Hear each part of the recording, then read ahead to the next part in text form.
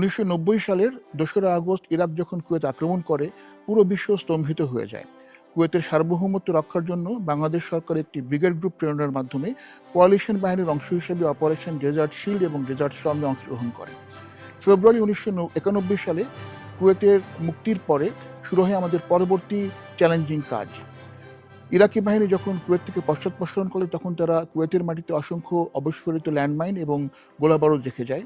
Operation Kuwait পুনর্গঠন অধীনে 1991 সালের 15ই মে থেকে বাংলাদেশের সেনা সদস্যরা এ সকল ল্যান্ডমাইন এবং অবিস্ফোরিত গোলাবারুদ নিষ্ক্রিয়করণের কাজ করেন।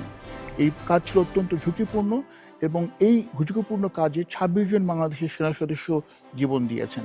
কুয়েতের মুক্তিযুদ্ধ এবং কুয়েতের পুনর্গঠনে বাংলাদেশের অংশগ্রহণ এই দুই দেশের গভীর সম্পর্ক নির্দেশ করে। আমি কুয়েতের ন্যাশনাল ডে উপলক্ষে আমার শুভেচ্ছা জানাচ্ছি। ধন্যবাদ।